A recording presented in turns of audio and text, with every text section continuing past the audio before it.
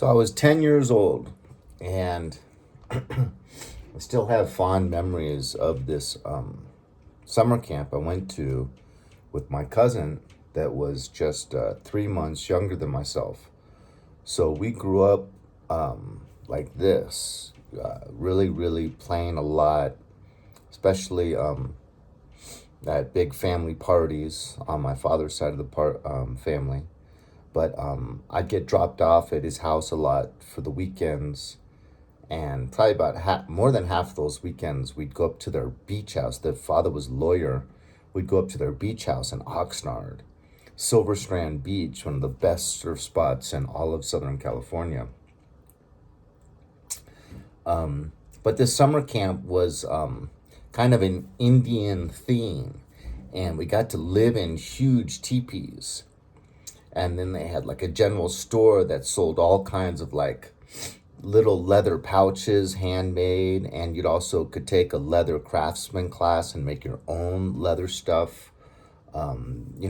Beads, kind of American Indian. You can make your own beaded necklace and pelts.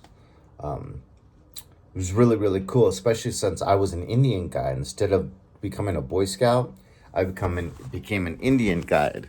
And I still have the certificate right here. 19, I think 77. But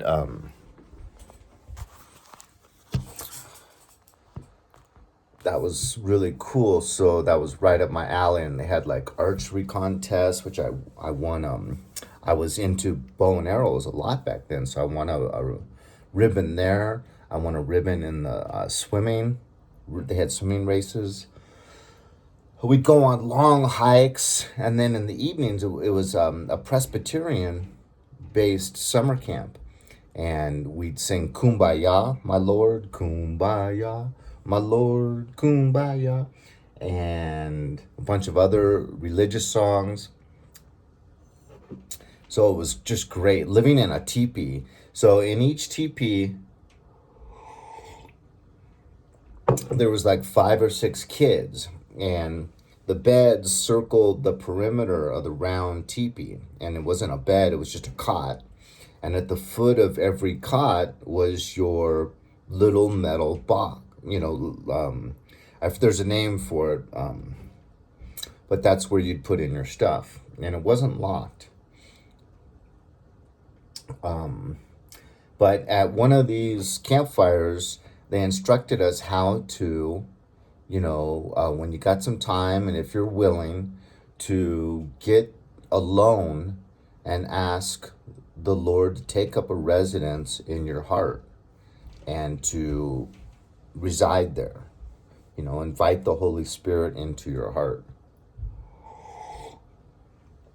So I had already had a religious experience like 2 years earlier, kind of an ongoing religious experience. I've told this story 1,000 times, bear with me. So, but when I'd go out alone into these mountains as an 8, 9, 10-year-old with these mountain lions, the signs of the mountain lions were everywhere. The dead carcasses, they would drag the deer and the baby calves up to what we called the graveyard. This little, on top of a mountain, there's a plateau. And you'd see all the dead carcasses there and the bones left over drying in the sun. And you'd see the footsteps in the creek. So I was nervous. I was young. I didn't have a weapon usually. Sometimes I would.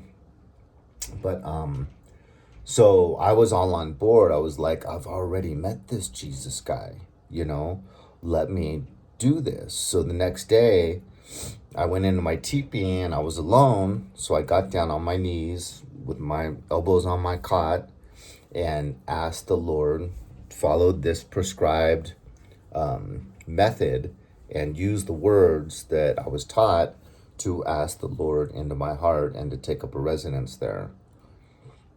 And I felt the Holy Spirit again.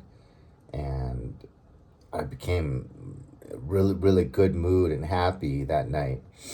And the next day, woke up again, like feeling really light and happy. But sure enough, the next day, by the end of the day, I'd realized that this rabbit fur pelt, I remember it clearly, here I'm only 10 years old, a brown, solid brown pelt, rabbit fur. And I had written my name, as you may have seen on that certificate. I was called Shelley back then instead of Sheldon. I wrote my name, Shelley, on it. And it was missing, and I was bummed out. And there was just one guy that was kind of strange, and his name was Billy. uh, I'm sorry I laughed because me and my cousin used to make fun of Billy for like years thereafter. You'll hear why in a minute. So, my intuition just told me first person I should suspect is Billy. So, once again, I'm alone in the teepee. I go over to his wood foot, locker. Yeah, that's what it's called, I think, foot locker. And open his foot locker. Sure enough, there's my brown pelt. I take it out, and my name is crossed out. And his name, Billy, is written right below my name. It's like that rat bastard. So, of course, I put it back in my box, find some string, and kind of tie some knots around my box to try to keep him out of my box.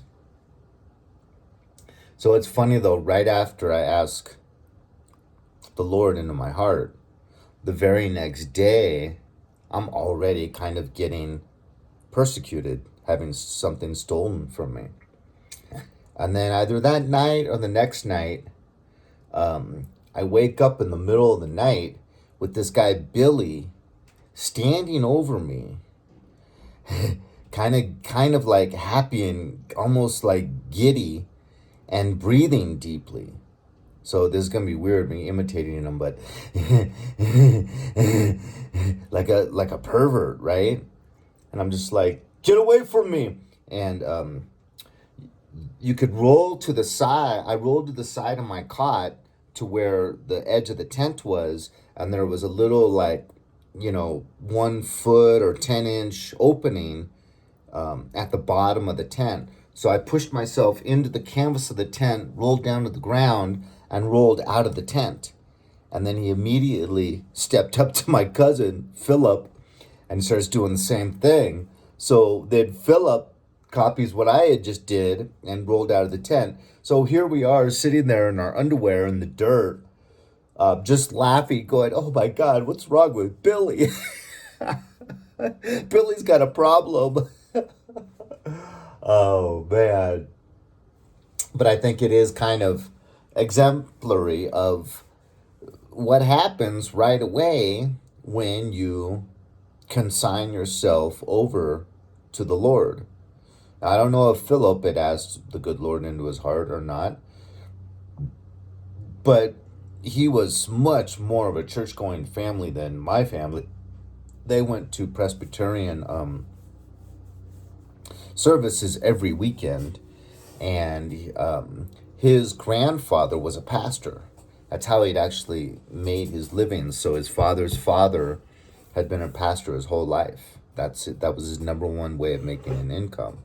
And so he probably did already have the Holy Spirit in him. But yeah, it's a funny story, but also at the same time, rather exemplary of this life we lead. That's why Matthew 5:3, the Beatitudes, talks about, happy are those that are persecuted in my name, because this is par for the course.